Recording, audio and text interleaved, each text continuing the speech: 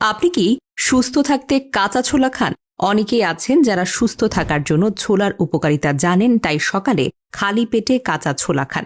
কাঁচা ছোলা খেলে ওজন বাড়ে এবং শারীরিক শক্তি বৃদ্ধি পায়। তাছাড়া এটি আরও অনেক উপকারে আসে। তবে বন্ধুরা, এখানে কাঁচা ছোলার গল্প শেষ নয়। কাঁচা ছোলা ভুল সময় বা ভুল পদ্ধতিতে খাওয়ার কারণে কিন্তু বেশ কিছু মারাত্মক রোগ হতে পারে, যার পরিণতি হতে পারে সারা জীবন ঔষধ খাওয়া বা আরও খারাপ পরিস্থিতি।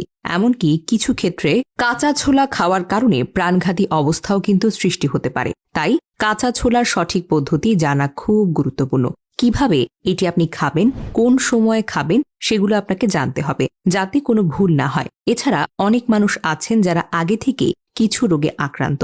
তাদের জন্য কাঁচা ছোলা হতে পারে ভয়ঙ্কর। তাই আজকের ভিডিওটি পুরোপুরি দেখুন, যাতে আপনি সঠিক তথ্য জানতে পারেন। এই তথ্য আপনাকে সুস্থভাবে দীর্ঘকাল বাঁচিয়ে রাখবে। বিশেষ করে রোজার সময়ে অনেকেই ইফতারে কাঁচা ছোলা খান বা ছোলার বিভিন্ন রেসিপি তৈরি করেন। তবে যেভাবেই ছোলা খান, তার সঠিক পদ্ধতি জানাটা জরুরি। আজকে আমরা জানব কাদের কাঁচা ছোলা খাওয়া উচিত এবং কাদের উচিত নয়, আর ছোলা খাওয়ার পর কোন 3টি খাবার কখনোই আপনি খাবেন না। এইসব বিষয় নিয়ে আলোচনা করব আজকের ভিডিওতে। অনেকেই ছোলা খাচ্ছেন কারণ তারা জানেন এটি ভালো। তবে জানেন কি, ছোলা খাওয়ার কারণে আপনার দেহে কি পজিটিভ বা নেগেটিভ পরিবর্তন ঘটছে? প্রথমে পজিটিভ দিকগুলো জানিয়ে রাখি, যাতে আপনি কিছুটা নিশ্চিন্তে হতে পারেন।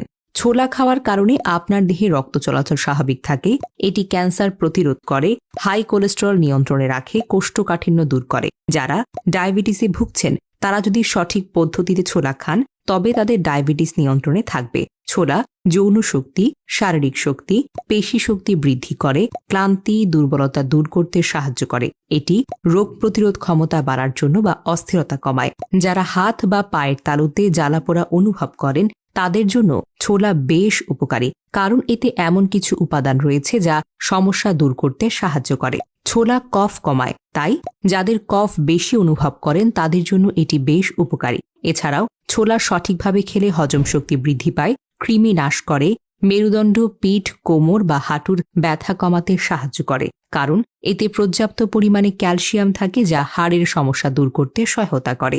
এটি রক্তশূন্যতাও দূর করে, কারণ এতে প্রচুর পরিমাণে আয়রন থাকে। সুতরাং আপনি যদি সঠিকভাবে ছোলা খেতে পারেন, তবে এই উপকারগুলো আপনার জন্য নিশ্চিত। তবে ছোলা খাওয়ার কিছু নেগেটিভ দিকও রয়েছে।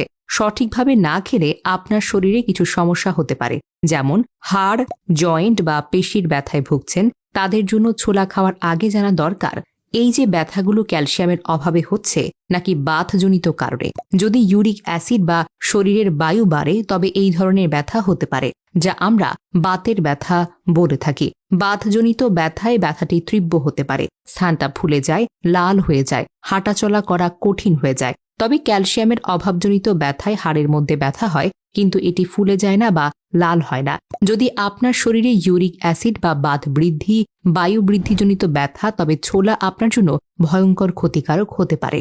এমন অবস্থায় আপনি ছোলা একদম খাবেন না। যাদের হজম শক্তি কম, যাদের খাবার খাওয়ার পরে বদহজম, টক ঢেকুর, গ্যাস, অ্যাসিডিটি হয় এবং তাদের হজমে ঔষধ খেতে হয়, তাদের জন্য ছোলা খাওয়া নিরাপদ নয়। বিশেষ করে যারা পেট খারাপ, ডায়রিয়া, অন্য কোনো পেটের সমস্যায় ভুগছেন, তাদের জন্য ছোলা খাওয়া মোটেও উচিত নয়। ছোলা খেলে এসব সমস্যা আরও বাড়তে পারে। ধীরে ধীরে শরীরের ক্ষতি হতে পারে। যাদের আইবিএস বা কোষ্ঠকাঠিন্যের সমস্যা রয়েছে, তাদের জন্য ছোলা খাওয়াটা উচিত নয়। যদিও ছোলা কোষ্ঠকাঠিন্য দূর করতে সাহায্য করে, তবে কিছু কিছু মানুষের ক্ষেত্রে ছোলা খাওয়ার পর কোষ্ঠকাঠিন্য আরও বাড়ে। প্রতিটি খাবারের শরীরে প্রভাব ভিন্ন হতে পারে। তাই যদি ছোলা খাওয়ার পর আপনার কোষ্ঠকাঠিন্য বাড়ে, তাহলে এটি পরিহার করুন। এছাড়া ছোলা ভেজে বা রান্না করে খাওয়ার ক্ষেত্রে সাবধানতা অবলম্বন করতে হবে। রান্না করা বা ভেজে খাওয়ার ফলে শরীরের কোলেস্টেরল বৃদ্ধি পায় বা রক্তচাপ বাড়তে পারে, হৃদযন্ত্রের সমস্যাও হতে পারে। এই ধরনের প্রক্রিয়ায় ছোলা খাওয়ার ফলে হার্টের চর্বি জমার সম্ভাবনা থাকে। আয়ুর্বেদ শাস্ত্র অনুযায়ী প্রতিটি খাবারই উপকারী, তবে সবার জন্য নয়।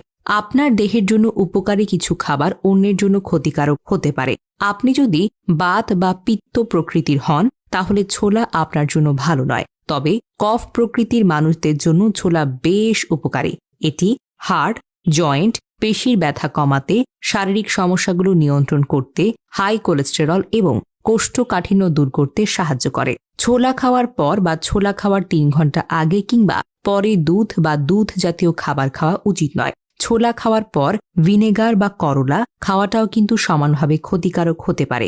এই খাবারের মধ্যে এমন কিছু উপাদান রয়েছে যা ছোলার সঙ্গে মিশে শরীরে ধীরে ধীরে বিষক্রিয়া সৃষ্টি করতে পারে। এটি স্লো পয়জনিং হতে পারে, যার ফলে একদিন মারাত্মক সমস্যা সৃষ্টি হতে পারে। ছোলা খাওয়ার সঠিক নিয়ম হলো একটি মুঠো ছোলা রাতের বেলা 7 থেকে 8 ঘন্টা ভিজিয়ে রেখে সকালে ভালো করে চিবিয়ে খাওয়া। যারা বাসি পেটে ছোলা খাচ্ছেন তাদের বাসি পেটে ছোলা খাওয়া থেকে বিরত থাকতে হবে। ছোলা খাওয়ার আগে পর্যাপ্ত পরিমাণে হালকা গরম পানি পান করুন। এছাড়া যারা ইফতারে ছোলা খাচ্ছেন তারা চেষ্টা করবেন কাঁচা ছোলা খেতে, যাতে কোনো প্রসেসিং না হয় এবং সম্পূর্ণ উপকার পাওয়া যায়। আশা করি ভিডিওটি আপনাদের উপকার এসেছে। ভিডিওটি ভালো লাগলে লাইক দিন, শেয়ার করুন এবং আমাদের চ্যানেলটি সাবস্ক্রাইব করে বেল আইকন প্রেস করুন। নোটিফিকেশন অন করে রাখুন। সুস্থ থাকুন, ভালো থাকুন। ধন্যবাদ।